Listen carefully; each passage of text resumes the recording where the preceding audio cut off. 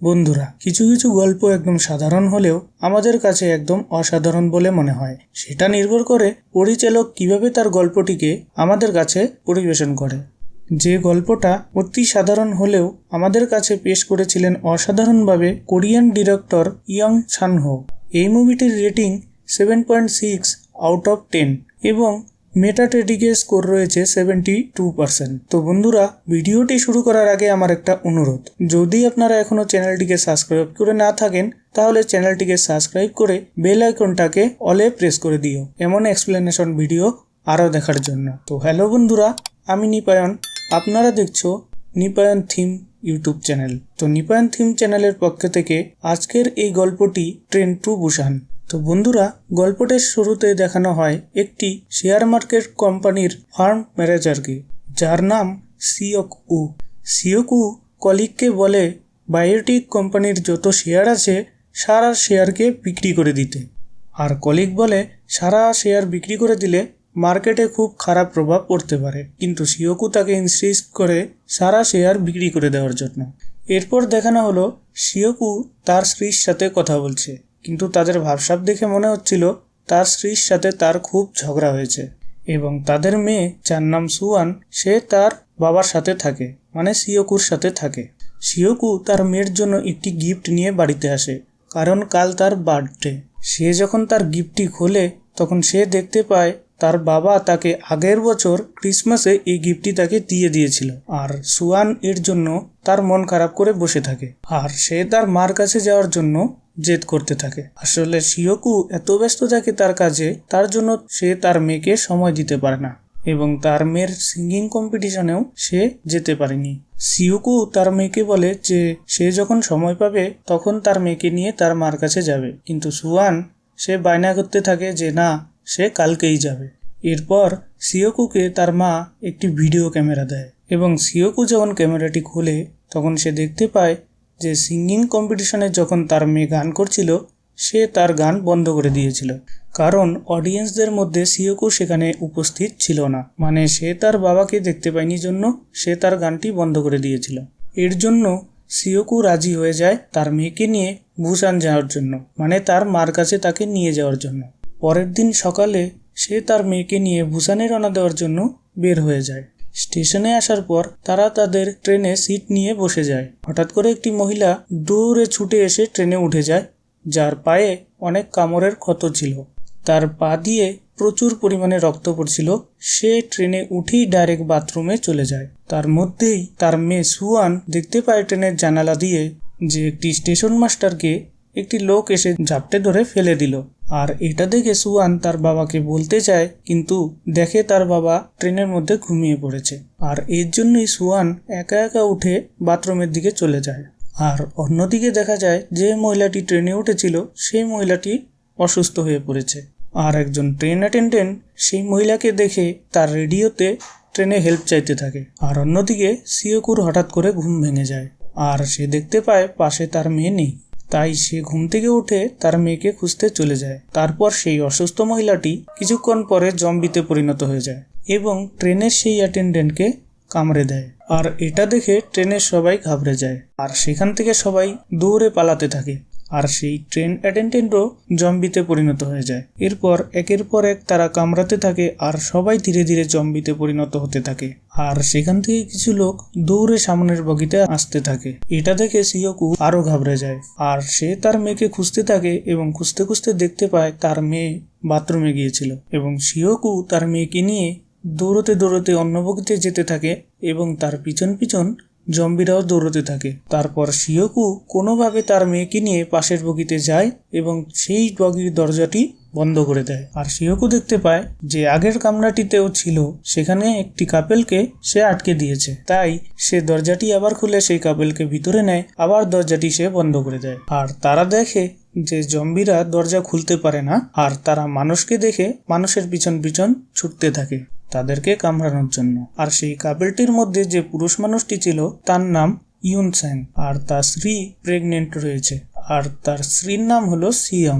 আর ইয়নসাং সিওকুকে ক্ষমা চাইতে বলে, কারণ সে তাদেরকে ফেলে রেখে চলে এসেছিল। কিন্তু সিওকু তাদের কাছে ক্ষমা চায় না, কারণ সিওকু একজন সেলফ সেন্টার্ড লোক। সে শুধুমাত্র নিজের কথাই ভাবে। এক কথায় তাকে আমরা স্বার্থপর লোক বলতে পারি। এবং ট্রেনের ক্যাপ্টেন রেডিওর মাধ্যমে জানায় এই ট্রেন বুসান পর্যন্ত যাবে না, এটা দিওগু স্টেশনে গিয়ে থেমে যাবে। আর সেখানে আর্মি রয়েছে, তাই ভয় পাওয়ার কোনো কারণ নেই। তখনই ট্রেনে উপস্থিত একটি লোক যার নাম ইয়ন সিওক, সে একজনকে কল করে জিজ্ঞাসা করে দিওগু স্টেশন সেফ কিনা। কিন্তু সে জানতে পারে দিওগু স্টেশনও সেফ নয়, সেখানেও জম্বি রয়েছে। এটা দেখে সিওকু তার ক্লায়েন্টকে কল করে, আর সে কল করে জানতে পারে দিওগু স্টেশনে সবাইকে কোয়ারেন্টিন করে দেওয়া হয়েছে, আর সে তার মেয়েকে নিয়ে কোয়ারেন্টিনে যেতে চায় না।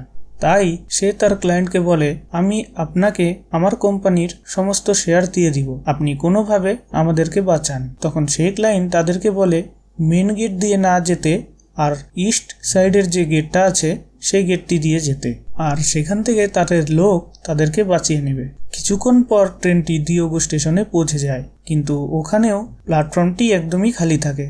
আর ট্রেনের যারা যাত্রী ছিল সবাই ট্রেন থেকে নেমে বাইরের দিকে আসতে থাকে, আর সিওকু তার মেয়েকে নিয়ে সেদিক দিয়ে আসতে থাকে। আর আর্মিকে দেখে হোমলেস ম্যান আর সিওকু দৌড়ে তাদের দিকে যেতে থাকে। কিন্তু হঠাৎ করে সে দেখতে পায় সে আর্মিটিও জখম অবস্থায় রয়েছে, মানে জম্বি তাদেরকেও কামড়ে দিয়েছে, আর তারাও অলমোস্ট জম্বিতে পরিণত হয়ে গেছে। আর তার সাথে সাথেই হঠাৎ করে তার পিছন পিছন পুরো আর্মির দল চলে আসে, যারা সবাই এই ভাইরাসে আক্রান্ত ছিল। আর যে যাত্রীগুলো যাচ্ছিল তারা যখন মেন গেটে চলে গেছিল, তাদের সামনেও হুট করে অনেক জম্বি দৌড়ে আসতে থাকে, আর অনেক প্যাসেঞ্জার সেই হুড়োহুড়ির ঠেলায় মারা যায়, আর কিছু লোক সেখান থেকে বেঁচে আসতে পারে। আর হঠাৎ করে একটা জম্বি সুয়ানের ওপর তেড়ে আসছিল কামড়ানোর জন্য। তখনই ইয়নস্যাং সুয়ানকে বাঁচিয়ে নেয়। অন্যদিকে দেখা যায় ট্রেনের মধ্যে একটা বেসবল টিম ছিল, আর সেখানে ইয়ংগুক আর তার গার্লফ্রেন্ড কিম তারা দুজনও বেঁচে যায়। অন্যদিকে ইয়ংগুক ট্রেনের ক্যাপ্টেনকে বলে, আমরা এখানে কেন দেরি করছি, আমাদের এখনই বুসানের জন্য বেরিয়ে যাওয়া উচিত। তাই জন্য ট্রেনের ক্যাপ্টেন ট্রেনটিকে ছাড়তে থাকে। সিওকু আর ইয়নস্যাং বাহাদুরের মতো জম্বিদের সাথে লড়াই করতে থাকে, আর সমস্ত লোকেদের ট্রেনে ওঠার জন্য সাহায্য করতে থাকে।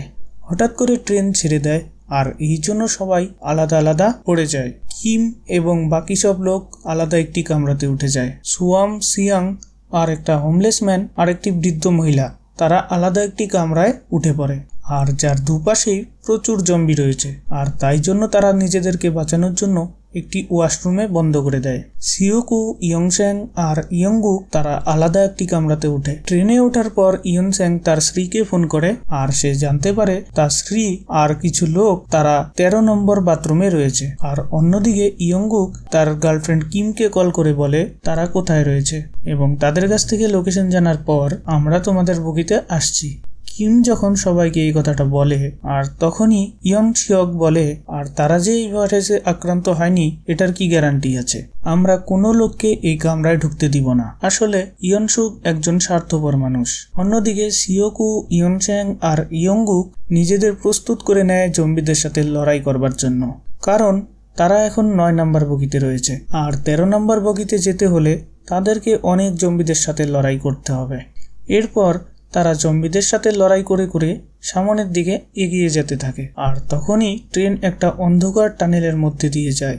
এর ফলে সমস্ত ট্রেন অন্ধকার হয়ে যায়। তারা দেখতে পায় জম্বিরা অন্ধকারে কোনো কিছু দেখতেও পায় না, আর কোনো কিছু করতেও পারে না। তারা চুপচাপ দাঁড়িয়ে থাকে, আর তারা এই বুদ্ধিকে কাজে লাগিয়ে সুয়াংদের কাছে পৌঁছে যায়, আর তাদেরকে নিয়ে ফিরে আসতে থাকে যেখানে সবাই রয়েছে। আর আসার পথে সেই হোমলেস ম্যানটিকে বাঁচানোর জন্য সিওকু হুট করে জম্বিদের সামনে এসে যায়, আর সেখান থেকে বেরোনোর সময় জম্বি তাদেরকে দেখে নেয়, আর সব জম্বি তাদের পিছন করতে থাকে। তারা সেই কামরা থেকে বাইরে আসতে পারলেও পাশের কামরায় যেতে পারে না, কারণ পাশের কামরার দরজা ভিতর থেকে বন্ধ করে দিয়েছে। ইয়ংগুক কিমকে ডাকতে থাকে, কিন্তু তারা কিমের মুখ চেপে ধরে আছে। ইয়ংগুক কিমকে কল করতে থাকে, কিন্তু ইয়ংসু তার ফোনটাকেও ভেঙে দেয়। আর কোনো বুদ্ধি না পেয়ে ইয়ংগুক ট্রেনের দরজাটিকে ভাঙতে শুরু করে। আর এতক্ষণ ধরে ইয়নস্যাং অনেকক্ষণ থেকে তার হাত দিয়ে পাশের দরজাটিকে ধরে আছে, যাতে জম্বিরা ভিতরের দিকে ঢুকতে না পারে। আর শিওকু জম্বিদের সাথে লড়াই করতে থাকে। আর এটা করতে করতেই একটা জম্বি ইয়ং স্যাং এর হাতে কামড়ে দেয়। আর তারপর সে বুঝে যায় যে সেও জম্বিতে পরিণত হয়ে যাবে। আর তাই জন্য সে শিওকুকে বলে তার স্ত্রীর খেয়াল রাখতে। আর ইয়ঙ্গু সেই দরজা ভেঙে ফেলে আর জম্বিগুলো সেই দরজা ভেঙে ভেতরের দিকে প্রবেশ করতে থাকে। আর ইয়ং স্যাং জম্বিতে ধীরে ধীরে পরিণত হতে থাকলেও তার সমস্ত শক্তি দিয়ে সে জম্বিদেরকে আটকে দেয়। সবাই পাশের রুমে চলে আসতে পারলেও সেখানে থাকা বৃদ্ধ মহিলাটি পাশের রুমে আসতে পারে না, তাকেও জম্বিরা কামড়ে দেয়। শিওকু ইয়ংসুককে মারতে থাকে আর সে বলতে থাকে, তোমার জন্যই তারা দুজন আজ মারা গেল। আর তুমি যদি এই রুমে প্রথমেই আমাদেরকে ঢুকতে দিতে তাহলে ওরা দুজন বেঁচে যেত। আর ইয়ংসুক তাদেরকে উস্কে দেয় যে সেও ভাইরাসে আক্রান্ত হয়ে গেছে আর সেও ধীরে ধীরে জম্বিতে পরিণত হয়ে যাবে, তার জন্য এদেরকে আমাদের সাথে রাখা উচিত নয়। আর তাই জন্য ট্রেন অ্যাটেন্ডেন্ট বলে যে এই রুমে যারা নতুন আসছে তাদেরকে আমরা কেউই ঢুকতে দিব না, তারা পাশের রুমে চলে যাক। আর সেই অ্যাটেন্ডেন্টের সাথে সাথে বাকি সবাই তার সাপোর্ট করতে থাকে। আর ইয়ংগুকের গার্লফ্রেন্ড কিমও বলে যে আমিও তোমাদের সাথে যাব, আমি এদের সাথে থাকবো না। আর এরপর তারা পাশের রুমে চলে যায়। আর যে বৃদ্ধ মহিলাটি মারা গেল এই রুমে আসতে পারলো না, তারই বোন পাশের কামরায় থাকে। আর সে বুঝে যায় যে এই কামরায় যারা রয়েছে সবাই স্বার্থপর, তাদের জন্যই আজ তার বোন মারা গেল, তাই তাদেরও বেঁচে থাকার কোনো অধিকার নেই। আর এটা ভেবে সে তার কাচের দরজাটিকে খুলে দেয় আর সমস্ত জম্বি সেই কামরায় ঢুকতে থাকে আর সবাইকে কামড়ে দেয়। আর তারপর ট্রেনটি যে চলতেছিল আর ট্রেনটি কিছু দূর যাওয়ার পর দেখা যায় যে সামনের ট্রেন লাইন বন্ধ, তাই ট্রেনটি আর সামনের দিকে যেতে পারবে না। আর সেই ট্রেনের ক্যাপ্টেন ইন্টারকমের সাহায্যে সবাইকে বলে যে ট্রেন লাইন বন্ধ থাকার কারণে ট্রেনটি আর ভুসান পর্যন্ত যাবে না, আমাদেরকে অন্য একটা ট্রেনে করে ভুসানে যেতে হবে। আর এই জন্য আমি একটা অন্য ট্রেন সবচেয়ে বাদিকের লাইনে নিয়ে যাচ্ছি। তোমরা যারা আমার কথা বুঝতে পারছো সবাই এই ট্রেন থেকে নেমে বাদিকের ট্রেনটিতে চলে আসো। আর অন্যদিকে দেখানো হয় সেই ট্রেন অ্যাটেন্ডেন্ট আর ইয়ংসুক এখনো মারা যায়নি, তারা নিজেদেরকে একটি বাথরুমের মধ্যে বন্দি করে রেখেছে। আর ইয়ংসুক নিজেকে বাঁচানোর জন্য সেই ট্রেন অ্যাটেন্ডেন্টকে জম্বিদের দিকে ধাক্কা দিয়ে ফেলে দেয় আর জম্বিরা সেই অ্যাটেন্ডেন্টকে মারতে থাকে। আর ইয়ংসুক সেই সুযোগে ট্রেন থেকে বাইরের দিকে বেরোতে থাকে। আর এই সময় শিওকুরা যখন সেই ট্রেন থেকে বেরিয়ে নতুন ট্রেনে উঠতে যাবে তখনই একটা জ্বলন্ত ট্রেন এসে তাদের ট্রেনটিকে ধাক্কা মারে। আর এর ফলে সবাই তারা আলাদা আলাদা হয়ে পড়ে। আর অন্যদিকে ইয়ংগুক তার গার্লফ্রেন্ডকে নিয়ে অন্য ট্রেনে যাওয়ার জন্য সেই ট্রেনের দরজাটি খুলতে থাকে। তখনই ইয়ংগুক তার গার্লফ্রেন্ড কিমকে জম্বিদের দিকে ধাক্কা দিয়ে দেয় আর নিজে সেখান থেকে বেঁচে বেরিয়ে যায়। আর ইয়ংগুক কিমকে দেখে সে তার গার্লফ্রেন্ড কিমকে বাঁচাতে যায়, কিন্তু কিম ততক্ষণে জম্বিতে পরিণত হয়ে গেছে। আর সেই জন্য সে ইয়ংগুককেও কামড়ে দেয় আর সেও জম্বিতে পরিণত হয়ে যায়। ইয়ংগুক অন্যদিকে দৌড়ে যেতে থাকে, হঠাৎ করে তার পা রেল লাইনে আটকে তার পা মচকে যায় আর সে সেখানে পড়ে যায়। আর তখনই একটা জম্বি এসে তাকে কামড়ে দেয়। আর সেই ট্রেনের ক্যাপ্টেন ইয়ংগুককে দেখে তাকে বাঁচানোর জন্য যায়। আর ইয়ংগুক সেই ট্রেনের ক্যাপ্টেনটিকে সেখানেই ফেলে রেখে সে নিজে একা ট্রেনে উঠতে চেষ্টা করে। আর এর ফলে ট্রেনের ক্যাপ্টেনটিকে জম্বিরা কামড়ে দেয়। আর অন্যদিকে দেখা যায় শিওকুরা ট্রেন অ্যাক্সিডেন্টের ফলে তারা দ্রুত ট্রেনের মাঝখানে আটকে পড়েছে। আর তাদের সামনে যে কামরাটা রয়েছে আর সেই কামরাটিতে দেখা যায় কামরাটি ভর্তি জম্বি রয়েছে। আর এরপর তারা কোনো রকমে সেখান থেকে বেরোনোর চেষ্টা করতে থাকে। আর সেই মুহূর্তে ট্রেনের বগিতে থাকা জম্বিরা জানালার কাঁচ ভেঙে পড়ে যায়। আর সেই হোমলেস ম্যান নিজে সেই জম্বিদেরকে আটকাতে থাকে আর সেখান থেকে সুয়াং আর সিয়ংকে বাঁচিয়ে দেয়। শিওকু, সুয়ান আর সিয়ং তারা তিনজন দৌড়ে দৌড়ে নতুন ট্রেনে উঠে যায়, কিন্তু তাদের পেছন কোনোভাবেই জম্বিরা ছাড়ে না। জম্বিরা সেই ট্রেনে ঝুলে ঝুলে যেতে থাকে। আর যখন সেই ট্রেনে প্রচুর জম্বি ধরে ধরে যেতে থাকে তাই ট্রেনের গতিটিও অনেক কমে যায়। আর কোনো বুদ্ধি না পেয়ে শিওকু তার পা দিয়ে জম্বিগুলোকে মারতে থাকে। আর তারপর সে কোনো রকমে জম্বিদেরকে তাদের পিছু ছাড়ায়। আর তাদের পিছু ছাড়ানোর পর যখন শিওকু ট্রেনটির দরজাটা খুলে তখন সে দেখতে পায় ইয়ংসুক জম্বিতে পরিণত হয়ে গেছে।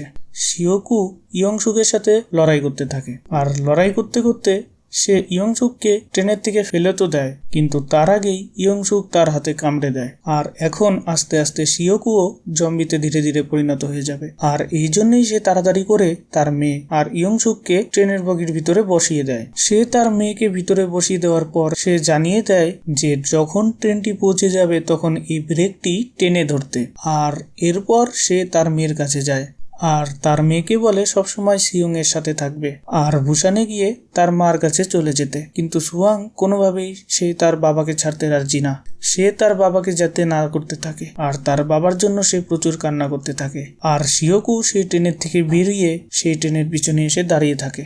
আর সে ট্রেনের পিছনে দাঁড়িয়ে সেই ভালো ভালো স্মৃতির কথাগুলো ভাবতে থাকে। আর সে ভাবতে থাকে সুয়াং যখন একদম ছোট ছিল সে তাকে কতটা ভালোবাসতো, কতটা আদর করত, কতটা যত্ন করত। আর এইসব ভাবতে ভাবতেই সে আস্তে আস্তে জম্বিতে পরিণত হয়ে যায় আর সে চলন্ত ট্রেনটির থেকে আস্তে করে পড়ে যায় আর তারপর সে মারা যায়। আর কিছুক্ষণ পর সেই ট্রেন বুসানে এসে পৌঁছায় আর তারপর সিয়ং সুয়ানকে নিয়ে একটি অন্ধকার টানেলের মধ্যে দিয়ে যেতে থাকে। আর তারা জানতে পারে না যে টানেলের ওই মাথায় আর্মি অফিসাররা বন্দুক নিয়ে তৈরি হয়ে আছে। সেই আর্মি অফিসাররা যখন টানেলের মধ্যে দিয়ে তারা দেখতে থাকে তারা বুঝতে পারে না এরা মানুষ না জম্বি, এরা আসলে সার্ভাইভার না জম্বি। আর এই জন্যই তারা অর্ডার পায় তাদেরকে গুলি করে দেওয়ার জন্য। আর আর্মি অফিসার তখনই তাদেরকে গুলি করতে যাবে আর তখনই তারা একটা গান করতে থাকে আর সেই গানটা সুয়ান করছিল। সুয়ান স্কুলে থাকাকালীন যে গানটি গাইতো সেই গানটি সে তখন গাইতেছিল, যে গানটি তখন তার বাবার জন্য সে গাইতে পারেনি কারণ তার বাবা সেখানে ছিল না। আর সে তার বাবার মারা যাওয়ার দুঃখে সেই গানটি করতে থাকে। আর সেই গান শুনেই আর্মি অফিসাররা বুঝে যায় যে তারা জম্বি নয়, তারা মানুষ। আর তারপর আর্মি অফিসাররা দৌড়ে গিয়ে তাদেরকে সেখান থেকে বাঁচিয়ে নিয়ে আসে। আর এখানেই এই সিনেমাটি শেষ হয়। তো গল্পটি কেমন লাগলো বন্ধুরা কমেন্ট করে বলবেন। তো বন্ধুরা ভিডিওটা যদি ভালো লেগে থাকে চ্যানেলটিকে সাবস্ক্রাইব করে দিও আর বেল আইকনটাকে অলে প্রেস করে দিও আরো এরকম এক্সাইটেড এক্সপ্লেন ভিডিও দেখার জন্য আর আমাকে সাপোর্ট করতে থাকো। তো বন্ধুরা আসছি আজকে এই পর্যন্তই, দেখা হবে অন্য কোনো নতুন ভিডিও নিয়ে।